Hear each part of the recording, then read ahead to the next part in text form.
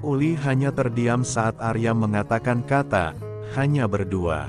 Dua kata, hanya berdua, terus berputar-putar di pikiran dan terngiang-ngiang di telinga Uli. Kata terakhir yang diucapkan Arya seolah menamparkan dirinya dengan halus. Menancap tepat di lubuk hati yang paling dalam. Sungguh sakit tapi, tak berdarah. Uli masih ingat, sangat ingat dan tidak akan mungkin lupa. Kejadian siang tadi, begitu membekas dan tidak mau pergi dari pikirannya seolah kejadian itu adalah jodoh yang dikirim Tuhan. Hanya karena mendengar bisikan abang dan suaminya membuat Uli meradang. Bertanya pun ia lakukan dengan nada berapi-api sudah seperti menangkap basah suaminya yang sedang selingkuh. Saja, padahal situasi siang tadi sangat jelas sekali. Bahwa suami dan abangnya sedang menikmati makan siang, lebih tepatnya. Baru menikmati, jadi tidak sepantasnya diganggu. Uli pun teringat, jika sebelum tindakannya yang tidak bermoral itu Mamak sudah bertanya terlebih dulu tapi kedua pria itu mengelak dan mengatakan kalau yang mereka ucapkan adalah makan listrik. Bukan, mantan istri, yang membuat Uli mendengar itu semakin meradang. Hatinya seperti bara yang disiram bensin. Siap melahap habis apa saja yang berada di dekatnya. Api cemburu itu datang tiba-tiba saat dia mendengar Luhut mengatakan mantan istri. Ditambah lagi kedua pria itu mengelak. Padahal Uli mendengar dengan jelas apa yang kedua pria itu bicarakan saat berbisik tadi. Membuat akal pikiran dan logika Uli tidak berjalan mulus. Sebenarnya tidak ada aturan tertulis yang mengatakan kalau tidak boleh mengganggu orang yang sedang makan. Ini hanyalah soal adab dan juga etika seseorang. Bukankah sifat seseorang dinilai dari bagaimana ia memperlakukan orang lain? Arya sekilas memandang Uli yang masih menunduk dengan kedua jari saling bertautan. Istrinya terlihat seperti tidak baik-baik saja. Arya tahu akan hal itu sejak pertama mengenal Uli. Arya sudah menamatkan satu sifat yang paling menonjol pada diri istrinya itu. Apalagi kalau bukan tentang pikiran Uli yang terlalu berlebihan. Mengingat itu membuat Arya tersenyum. Apalagi kalau ingat jika Uli sangat takut menjadi janda. Hanya karena tidak mau diasingkan, menikah dengan orang yang tak dikenal pun tak apa.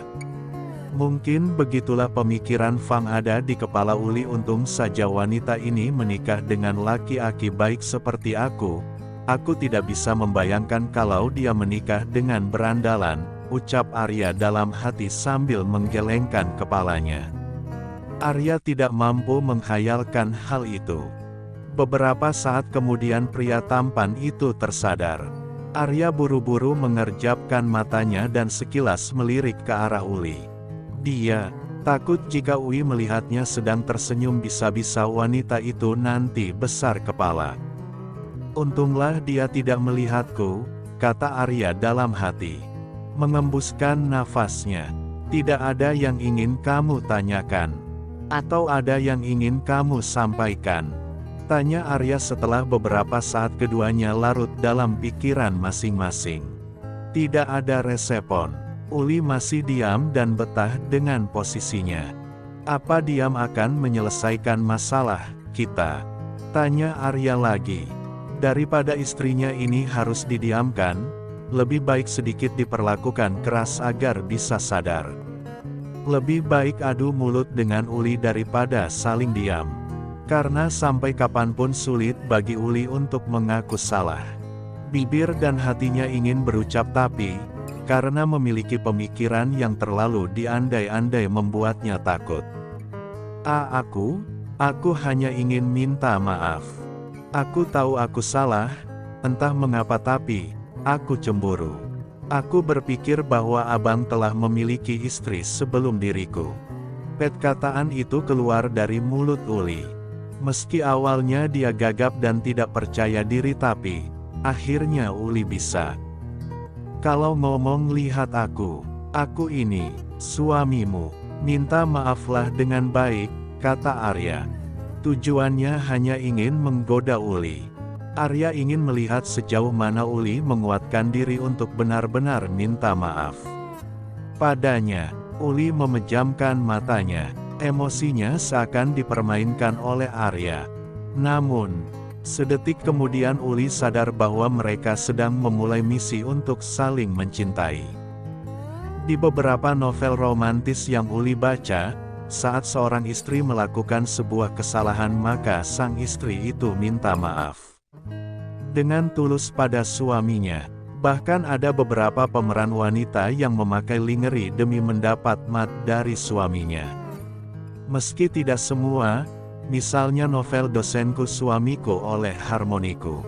Uli menarik nafas dalam dan menghembuskan secara perlahan. Hal itu dia lakukan berkali-kali demi membuat segala jenis api amarah dan cemburu yang ada dirinya hilang. Arya yang melihatnya hanya mampu menahan senyum. Istrinya ini sungguh beda dari istri yang dimiliki laki-laki lain di luar sana.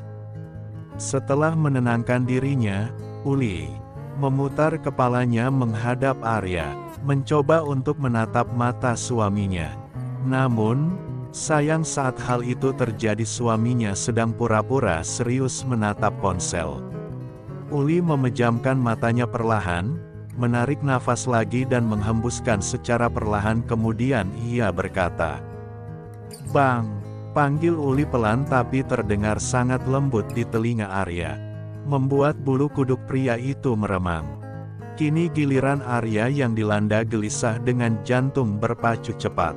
Suara Uli saat memanggilnya terdengar begitu menggoda. "Bang," panggil Uli sekali lagi. Mendengar panggilan itu lagi membuat Arya menjadi tak karuan. Kalau saat ini dia bisa menari-nari maka, mungkin hal itu sudah dia lakukan. "Giliran aku mau serius ngomong abang malah diam," gerutu Uli. Hal itu membuat Arya sadar tiba-tiba. Dirinya bagai sedang dipuji kemudian dijatuhkan secara tidak terhormat. Gairah yang sudah bangkit tadi tiba-tiba hilang begitu saja dari dalam jiwanya. "Dasar kamu Arya, isi otakmu selalu saja mesum. Cuman dipanggil seperti itu saja bisa membuat bagian tubuhmu menegang." Batin Arya bicara dengan dirinya sendiri. Bukankah diam tidak akan menyelesaikan masalah? Uli membalikkan pertanyaan Arya tadi. Arya menarik nafas dalam-dalam, kemudian menghembuskan dengan perlahan. Pria itu mencoba menetralkan otak dan jantungnya. Untunglah gerutu yang diucapkan Uli tadi mampu menyadarkannya. "Giliran aku yang diam kamu tidak. Sabaran. Coba tadi saat kamu diam, aku sangat bersabar menunggumu, kan?" Kata Arya membalikkan ucapan yang ditunjukkan itu ke Uli. Bukan hanya Uli sekarang yang pandai dalam berbicara. Semenjak menikah dengan Uli ada banyak hal baru yang dialami Arya. Membuat pria itu mempelajarinya lebih dalam. Uli menatap Arya, bahkan dia menggeser sedikit duduknya agar bisa berdekatan dengan suaminya itu. Membuat Uli memegang kedua sudut pipi Arya dengan dua telapak tangannya. Menatap lekat manik mata suaminya itu. "Aku benar-benar cemburu. Terlepas di masa lalu kamu sudah menikah atau belum tapi, setidaknya mulai dari janji pernikahan diucapkan sampai hari ini kamu adalah suamiku. Akan tetap menjadi suamiku sampai maut memisahkan kita berdua." Arya membulatkan matanya. Dia sama sekali tidak percaya kalau Uli bisa memperlakukannya seperti ini. Dari mata Uli, pria itu bisa menangkap bahwa istrinya sungguh-sungguh dalam meminta maaf. Suaminya itu memilih diam tidak menjawab. Menikmati sentuhan hangat tangan Uli yang menangkup pipinya. Arya pun balik menatap lekat mata istrinya itu.